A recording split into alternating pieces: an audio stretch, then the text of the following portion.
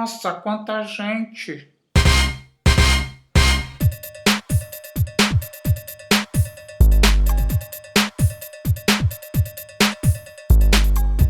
Chegamos no capítulo 11 e 12.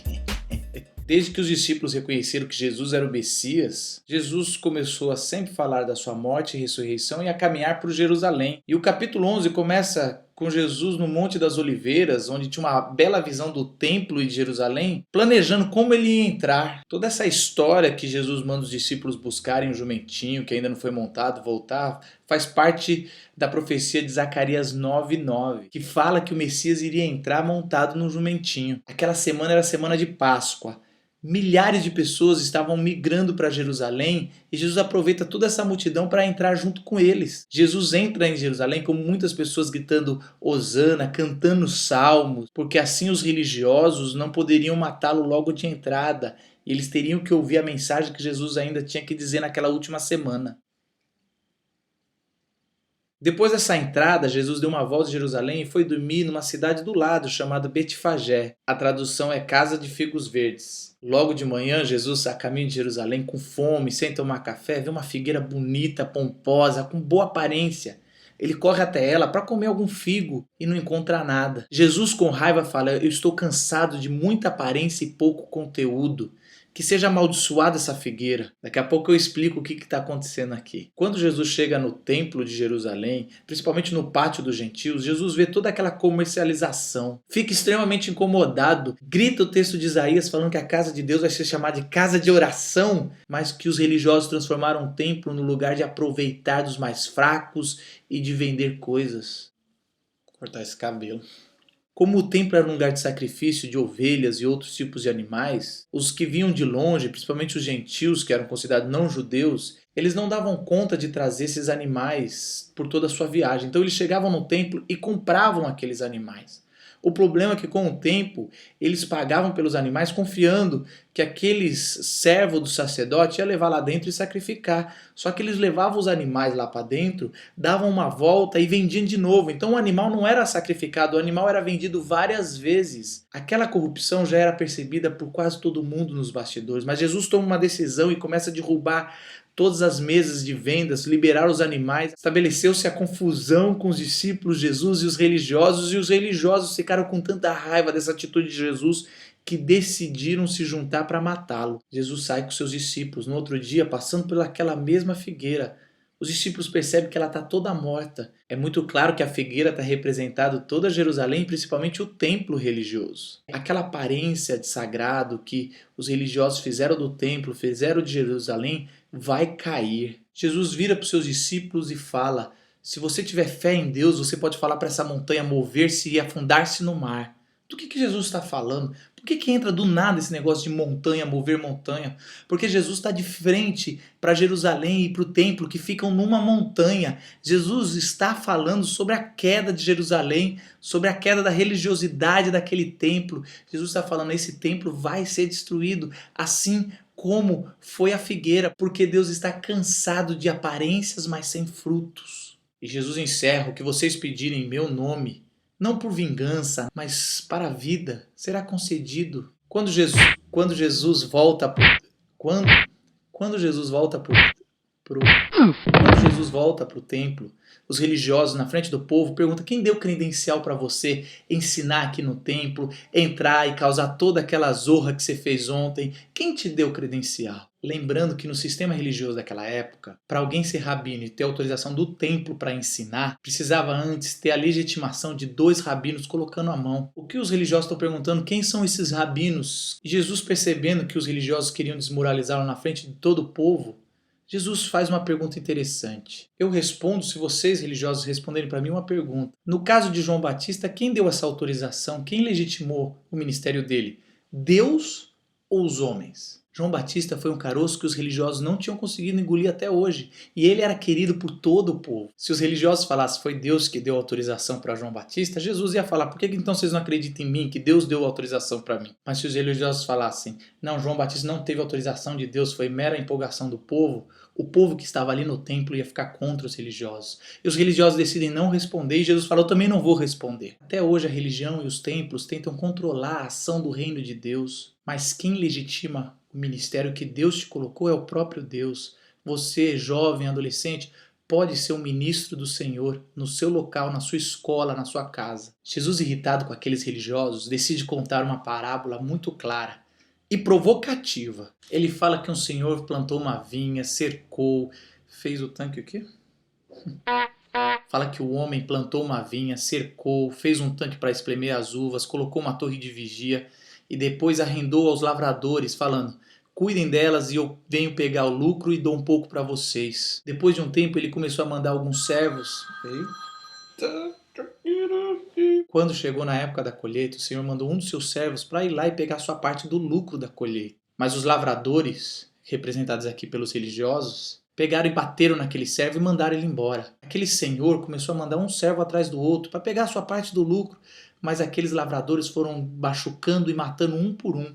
Até que o senhor pensou, vou mandar o meu filho eles vão respeitar. Aqueles lavradores pensaram quando olharam o filho daquele senhor. Ele é o dono da herança, se a gente matar ele, a gente fica com toda a vinha. Jesus está falando claramente que esse é o pensamento dos religiosos. Os religiosos cuidam das coisas de Deus como se fosse deles. Depois eles esquecem do como e cuidam deles.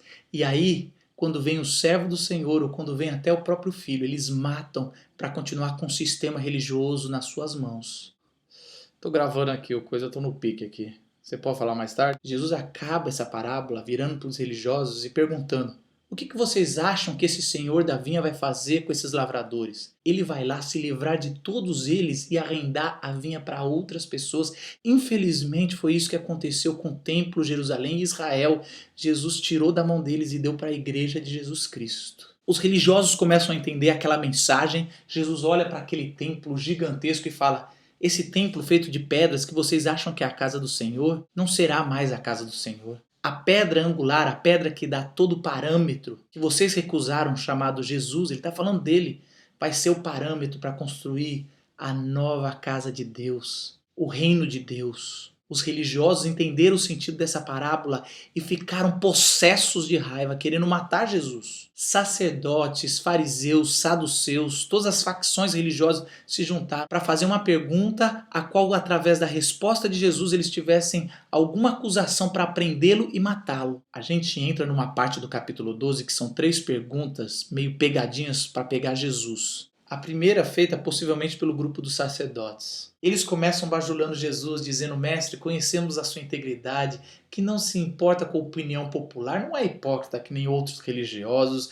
não explora os seus discípulos, ensina com muito zelo a palavra. É correto, a gente tem que pagar imposto a César, lembrando que toda aquela região, inclusive Israel, foi conquistada por Roma à força. Todo o povo judeu há anos orava e clamava por uma libertação de Roma política. Se Jesus respondesse sim, devemos pagar os impostos certinho, a multidão ia ficar contra Jesus, dizendo, você foi comprado por Roma. Se Jesus dissesse não, não devemos pagar imposto, devemos nos livrar dessa escravidão, os religiosos teriam uma boa desculpa e uma boa acusação para matá-lo. Jesus pede uma moeda e pergunta para todo mundo qual é o rosto que está nessa moeda. Eles gritam, do imperador César. E Jesus diz a frase maravilhosa, dar a César o que é de César e dar a Deus o que é de Deus. O problema é que principalmente o grupo de sacerdotes, para que Roma não invadisse o templo e não profanasse, negociou seu caráter, negociou sua vida. Eles deram para César o caráter e a vida e preservaram a matéria, o dinheiro e a construção do templo para dar para Deus. E Jesus está falando ao contrário, dá para César o que é de César e dá a imagem e semelhança que é de Deus para Deus. A segunda pergunta capciosa veio do grupo dos saduceus, um grupo que não acreditava na ressurreição. Esses saduceus contam a história de que uma mulher está casada com um homem e eles não têm filhos, e esse homem morre. Esse homem tem 7 irmãos. Segundo a lei judaica, um dos irmãos tem que casar com ela e dar o filho. Esse filho é uma herança, é questão financeira, é uma questão de lei. E na história, cada irmão foi casando com ela e não conseguiu dar um filho para ela. Provavelmente ela era estéril. Depois dessa mulher ter casado com 7 homens, ela morre. A pergunta daqueles saduceus é, no céu, aquela mulher vai ser esposa de qual dos 7 homens? A pegadinha daqueles saduceus era a seguinte, ou a lei é santa e correta e não existe céu porque não tem como resolver esse problema no céu, Ou existe céu e a lei não é santa, a lei não é correta, a lei é imperfeita. Jesus está no meio de uma resposta que não tem resposta. E Jesus fala, vocês não conhecem a Escritura. No céu não vai ter esse tipo de casamento por obrigação de lei amarrado, porque precisa ter filho e herança. Lá no céu todos nós vamos ser casados com um. Mas também Jesus corrige o fato que os saduceus não acreditavam no céu e na eternidade, dizendo, no Antigo Testamento sempre falou, principalmente Moisés, que Deus é o Deus de Isaac, Abraão e Jacó. E Deus não fala, eu era o Deus de Abraão, Isaac e Jacó. Eu sou o Deus de Abraão, Isaac e Jacó. Por isso, Deus é Deus de vivos e não de mortos. Abraão, Isaac e Jacó estão do lado do Pai até hoje, assim como todos que creram na vinda do Messias. E por final, os fariseus decidiram fazer a última pegadinha.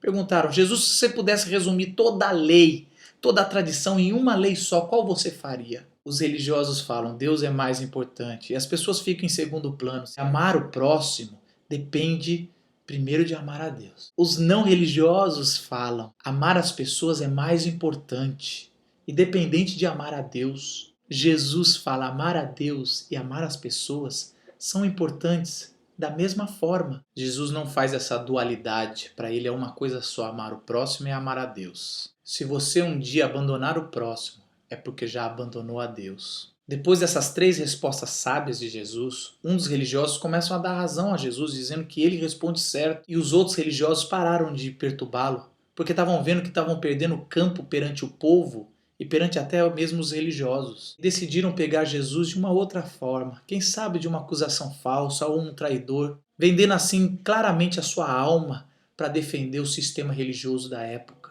Preferiam a morte de Jesus do que a morte do sistema religioso. Um outro erro dos religiosos é dizer que o Messias é filho de Davi, e nesse caso o filho aqui é dizendo que é inferior a Davi. E ele fala que o Messias não pode ser inferior ao Davi, ou filho de Davi, porque o próprio Davi chama o Messias de mestre. Ele fala para tomar cuidado com os religiosos, porque eles gostam de receber títulos acadêmicos, reconhecimento na frente de todo mundo, posição de destaque, sentar em lugares de honra. Ele fala, eu não sou dessa forma, eu trabalho nos bastidores. Por último, Jesus estava sentado no pátio, olhando cada rico, cada religioso dar suas ofertas. E os religiosos mostravam seu dinheiro, mostravam seus cestos fartos, tudo entregando para o templo. E aparece uma viúva, claramente pobre, sem nenhum recurso, com uma moedinha de 50 centavos. Ela joga no lugar de oferta. Jesus chama os seus discípulos e fala, todos esses religiosos, todos esses ricos estão dando o que está sobrando. Aquela mulher deu a maior oferta. Ela deu tudo que ela tinha. E Jesus acaba o capítulo 12 dizendo que religiosos dão o que sobram. Se sobrou tempo, vou ler a Bíblia. Se sobrou dinheiro, dou de oferta. Se sobrou tempo, vou trabalhar em algum ministério. Se der, eu ajudo ele. Se der, vou me envolver em algum trabalho social. Se surgir a oportunidade, vou pregar o Evangelho. Mas aquela viúva nos mostra que quando você se envolve com Deus, tem que envolver com toda a sua vida e tudo que você tem.